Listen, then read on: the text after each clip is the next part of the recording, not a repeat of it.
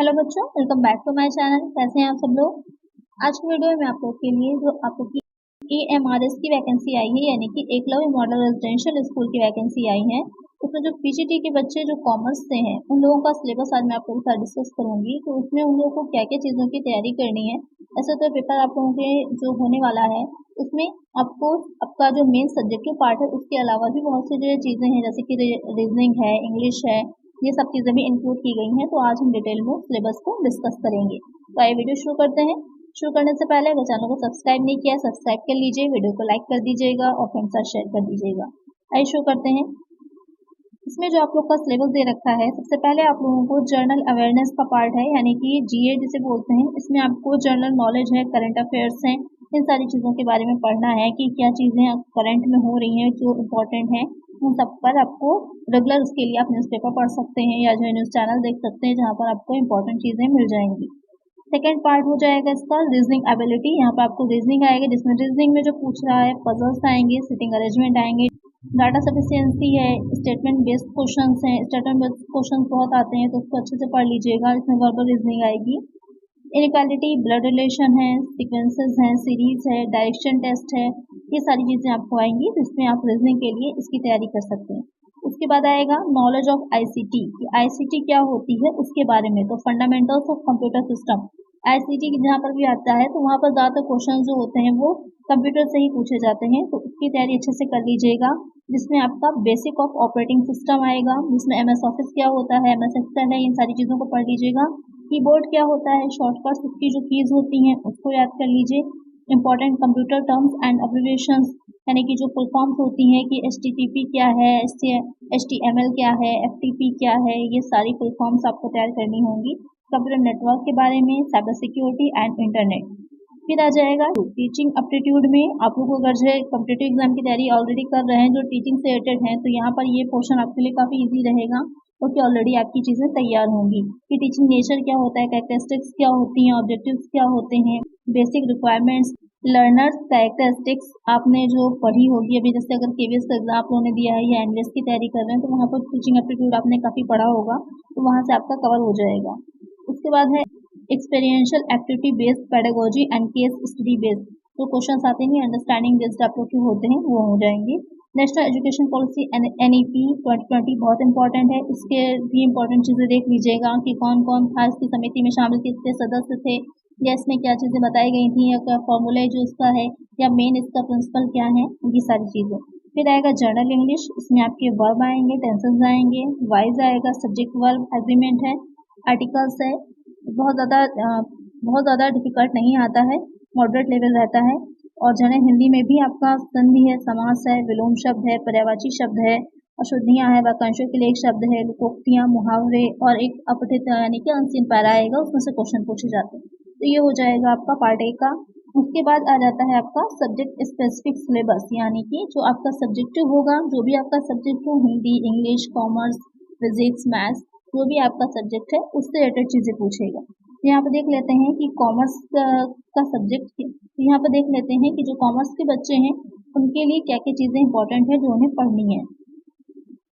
Commerce में जो आप लोग को पढ़ना होगा तो सबसे पहले अकाउंटेंसी आती है, यानी लेखांकन के बारे में कि लेखांकन क्या होता है, इंट्रोडक्शन टू अकाउंटिंग, अकाउंटिंग के बारे में कि अकाउंटिंग क्या होती है, उसका कॉन्सेप्ट क्या है।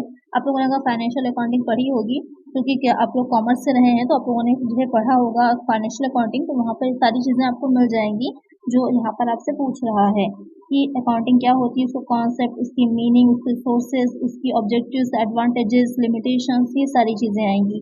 और बेसिक अकाउंटिंग के टर्म्स क्या होते हैं, बिजनेस ट्रांजैक्शंस क्या होते हैं, कैपिटल, ड्राइंग्स, लायबिलिटी, ये सब क्या रहेगा, इसके बारे में आपसे क्वेश्चन कर सकता है।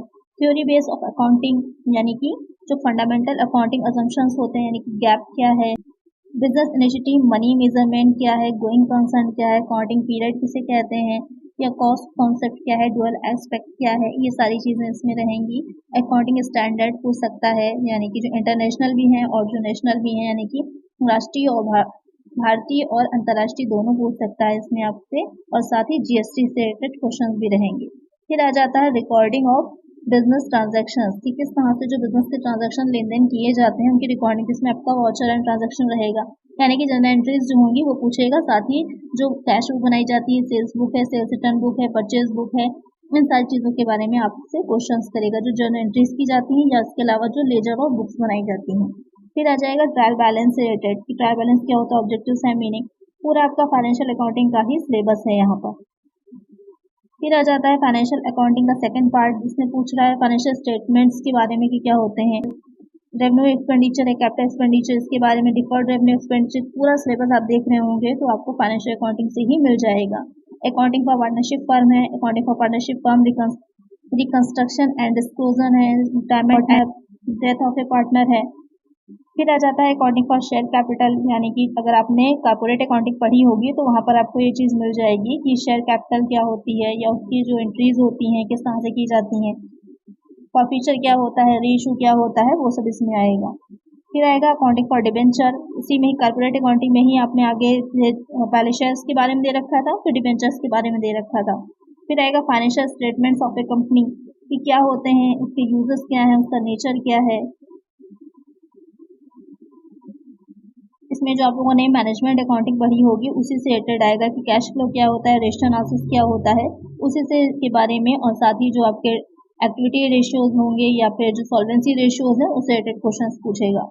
कैश फ्लो स्टेटमेंट है।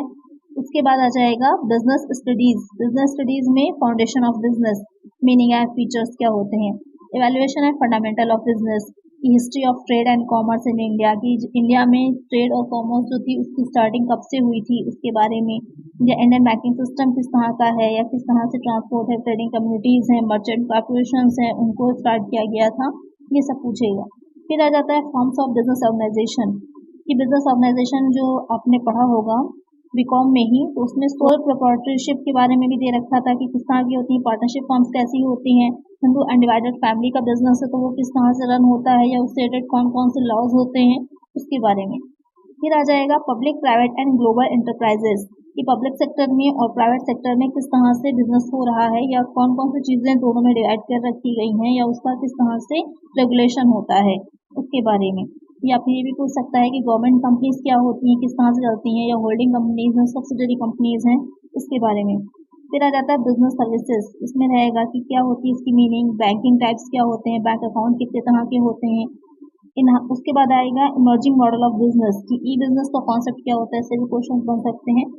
Social responsibility of business and business ethics, यानी कि जो एक बिजनेस होता है उसकी सोशल रिस्पॉन्सिबिलिटीज क्या, पूरा जो आप लोगों ने बीकॉम में पढ़ा है ना, सारी चीज़ों का मिला करके थोड़ा थोड़ा पार्ट जो है उन्होंने इसमें इंक्लूड कर दिया है, तो कि आपका कंप्लीट सिलेबस बन जाएगा। फिर आएगा finance and trade source of business finance, इसमें रहेगा कि कॉन्सेप्ट ऑफ बिजनेस फाइनेंस क्या होता है, ओनर्स फंड क्या है। फिर आ जाएगा स्मॉल बिजनेस एंटरप्राइजेस की जो स्मॉल बिजनेस होते हैं जिसको एसएसबी बोल सकते हैं, स्मॉल स्केल बिजनेस जो होते हैं वो क्या होंगे, या एसएसआई स्मॉल स्केल इंडस्ट्रीज क्या होती हैं उसके बारे में रहेगा। इंटरनल ट्रेड क्या होता है, उसकी मीनिंग्स क्या है, किस तरह से होलसेल बिजनेस और रिटेलर बिजनेस किया जाता है। इंटरनेशनल ट्रेड यानी कि जब जो हम इम्पोर्ट एक्सपोर्ट कर रहे हैं तो वहाँ पर क्या है, सेल्स क्या है, ईपीजेड, इन सब के बारे में पूछ सकता है।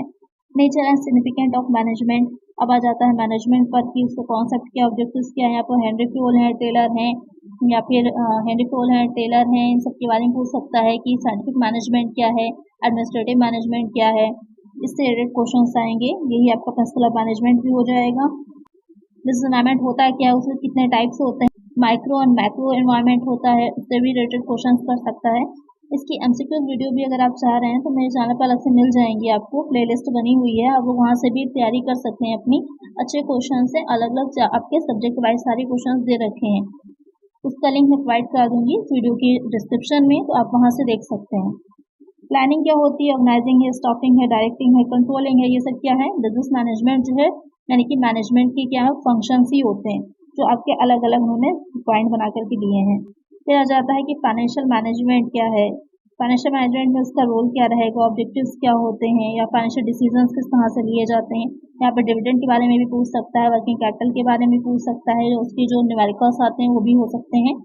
फाइनेंशियल मार्केट क्या होती है, फाइनेंशियल मार्केट में रहेगा कि कैपिटल मार्केट क्या रहती है या मनी मार्केट क्या होती है, स्टॉक एक्सचेंज क्या होगी, सेबी के बारे में क्वेश्चन आ सकते हैं।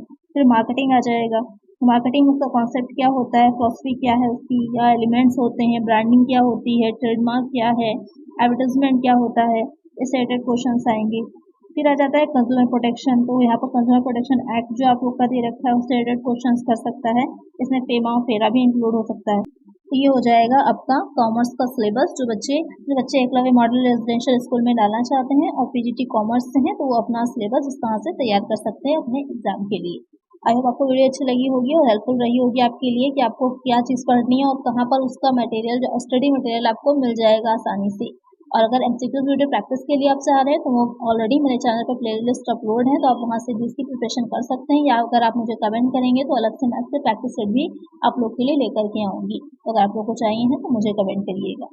तो आज की वीडियो में इतना ही। आई होप वीडियो अच्छी लगी होगी आपको। अगर वीडियो अच्छी लगी है तो लाइक जरूर करिएगा और चैनल को सब्सक्राइब कर लीजिएगा। Thank you.